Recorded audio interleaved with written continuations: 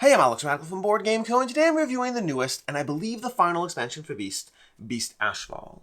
Before we dive into it, this is a prototype, all rules and components subject to change, and I'll have a link to the crowdfunding campaign down below. Now I'll give you a short overview of what Beast is, how it works, general idea in 30 to 60 seconds, before diving into what the expansion adds, and then speaking of which, I probably should call this a first impressions rather than a review, because while I have played with everything in the prototype specifically, the rulebook for the prototype specifically says there's more stuff and not everything is included in here. So this is whatever I have access to, not whatever it might be. For example, we have Oma, Butcher of the Mist, which I really realize now, I really hope I'm allowed to show you this because they put this in the game box. There's something coming that hopefully you're allowed to see. Anyways, let's go ahead and dive into it. What is Beast? Beast is a hidden movement game in which players are going to be playing as the hunters hunting down the beast. You're going to be playing utilizing contracts as your your scenario, so to speak. The things that give you the general idea, which board you're playing on, specific rules, rewards you get at the end of each night, how the beast actually wins, because the beast wins based on the contract. Whatever the contract says to do, the beast wins. For example, in this contract, the beast would win if it killed 2 of these 3 guys over here. The hunters, on the other hand, they win when they kill the beast. When the hunters take down the beast, regardless of the contract, they take down the beast and then they win. Now, the reverse is not true. If the beast kills the hunters will come back to life and respawn, which is actually a specific aspect of one of these hunters, more so than usual. So the general idea, hidden movement game, you're playing out these rounds. You're going to start with drafting cards. You have this pool of shared action cards, as well as each hunter having their own specific set of ability cards. And you're going to, each hunter and beast have their own ability cards. And then from these shared action cards, you're going to be drafting them with the mindfulness that when the beast drafts a card, there's 2 sections on each card, the hunter's action and the beast action. So you're not just going for what do you want as the beast, you're also going for what can you deny the hunters. And the reverse is true as well. When the hunters are looking at their hand, they're like, oh my gosh, this card is not great for me, but it's devastating if the beast gets it. I need to take it. There is definitely a component of hate drafting in this game as you try to pass the action cards and choose what's going to work well to complement your own ability cards, the current board state, and the other action cards you already have, and the strategy you're going to use to take down the beast and or accomplish your goals as the beast.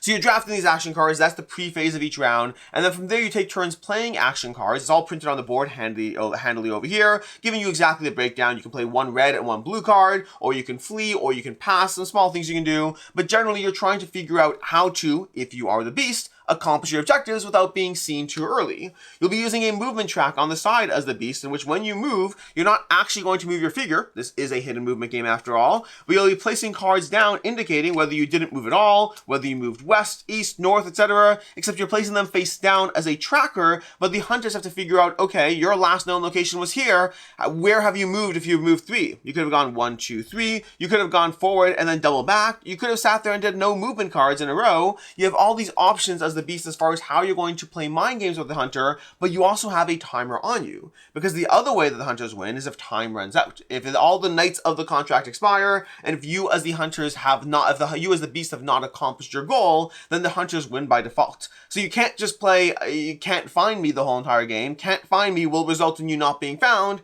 It will also result in you losing the game. And that's where each hunter has their own unique board over here as far as their own set of abilities and action cards. The beasts have their own board as well with their specific summons, their abilities, and each night there's also a level up phase where players are going to be spending the grudge they've earned, the hunters primarily through the use of action cards, and the beasts primarily through hunting various innocent creatures on the board and killing them, which will result in the beast popping up, so to speak, but will also result in the beast gaining the grudge that they can spend on the abilities. And that's a good segue to talk about the new things that we see in this expansion, which are going to be, or at least, again, the things I have so far, which so far are going to be 3 new hunters, Brahm, Drog, and Nora. We have 2 beasts, although again, we have that tease of things to come. I don't know what else is to come, but we have Ragnar and Lydan Yeltr, and then we have 2 small new mechanical updates. The mechanical updates is we have boats. We have boats for the hunters, which the hunters can discard any card to go ahead and use a boat to move to any other named settlement on the board. That allows for quick access when things are in a tight spot. One of the downsides of the original game is that sometimes when you sit there and make plans as far as what you think the beast did, and the beast is all the way on the other side of the board, sometimes it can be difficult to go ahead and traverse where you need to get, and it can be a frustrating experience. Congratulations, you outwitted us, but now we have to spend basically all our cards just to move as much as we possibly can across the board. It can be a little frustrating when you commit to something and have to spend the entire everything to go ahead and fix that thing. So shortening the distance, or giving players, hunters specifically in this case, the ability to shorten that distance is a good little update over there. You also have these kind of tunnel tokens that can go on the board connecting various zones. Those do have a restriction that you have to, in order to use a tunnel entrance, it has to be your preferred terrain in order to utilize it, which means the beast has a little bit more flexibility on those as the game begins. The hunters possibly can manipulate the terrain to go ahead and utilize those a bit more. But again, in both cases, both the terrain, both those little tunnels and the boats are kind of ways of crossing larger distance with less effort, allowing players to do more of the stuff that's cool on their cards, as opposed to focusing more on the movement you need on those cards. Those are going to be the small little mechanical changes before we get into the new characters and all that.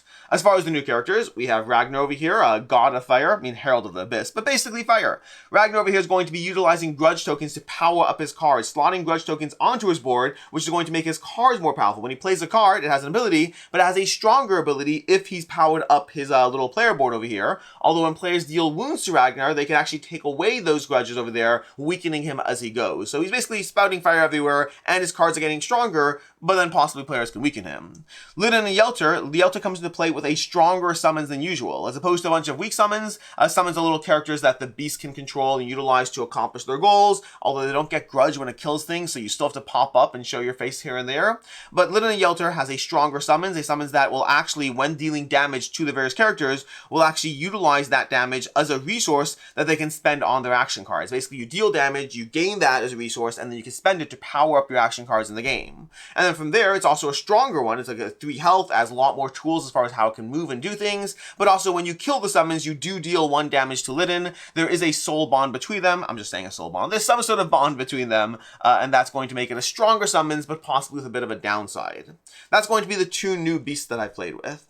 And then we have for the new characters, we have Nora, the Wild Huntress. Nora primarily operates more with the animals on the board, utilizing them for a variety of purposes, to search locations, to find trails, and even to attack at times. Drog is that hunter I mentioned, that deathbound hunter. He actually powers up as he dies. Normally when a hunter dies, they'll just respawn. It's not great, it's not convenient, but you are still in the game. Versus Drog over here, he actively wants to die. Some of his cards will help him take wounds when he dies. It also means he can take advantage of the cards in the action deck. Some of the cards in the action deck allow you to basically spend health. Those are even stronger for Drog, and the beast needs to take that into account, because as Drog dies, he'll slowly level up, getting stronger, until eventually at the top of the track, in which case at that point he just dies. There's only so many times you can cheat death before you are not stronger so much as dead. That's basically Drog's little device over here, getting stronger as he dies. And then Bram's going to be placing additional barriers, not these kind of tunnels over here. Little barriers will be going on the board, allowing him to control more of the board and having more control over the possible options the beast had at their disposal.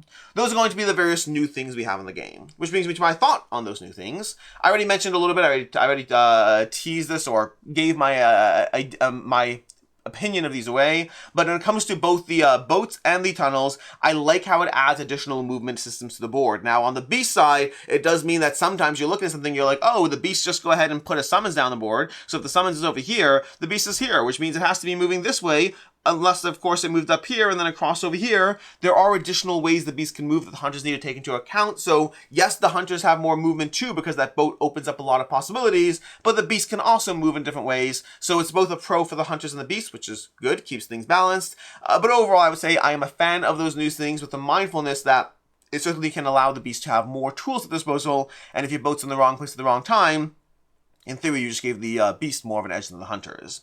As far as the new characters in the game, so far, I've enjoyed both of the Ragnar and Lydan Yeltr are both solid additions to the roster of beasts. I think I prefer Lydan and Yeltr overall. Having a very powerful summons on the board kind of changes up the way you operate as the beast, because you can put a lot more focus on the benefits you get by basically utilizing Yeltr in order to accomplish your goals. You still won't get grudge, so you still need to pop up, but it is an interesting new dynamic. Ragnar as well has that dynamic. Both of them have this aspect of gaining something and spending it as a resource to power up their cards, or in the case of Yeltr, spending it, in the case of Ragnar, powering up their board and therefore their action cards. But both are fun additional beasts that tie nicely into the roster of beasts we already have.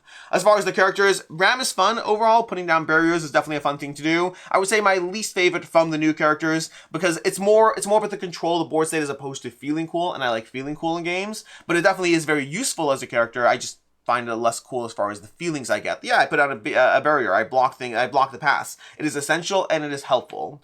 But more importantly for me, I enjoyed Nora and Drog more. Nora is an interesting aspect to be able to utilize all of the animals on the board in different ways. That's something new I haven't seen with the other hunters, at least I don't recall with other hunters utilizing. And so the amount that she controls and can even ride boars across the realm, utilizing a sheep to move and attack if the beast ends revealed in the end state, which often can happen, you are at risk of basically any sheep on the board. You need to be mindful of which sheep you kill, and therefore whether it's worth popping up your head, but that could be the thing that allows a sheep to kill you. So it's definitely a nice little edge over there. I enjoyed thematically and mechanically what Nora's doing. And then Drog, I love dying and getting more powerful in games. Cthulhu Death May Die is one of my favorite games of all time, and that has the aspect of, just getting more powerful as you get closer to death. And that kind of has what Drog has. Drog leans into that death. The beast still can get corruption if it's the one killing you, so you need to be mindful of that. But as you die, you can power up, and you can even die when the beast might have killed you to deny the beast that corruption. And I enjoy that mechanic a lot.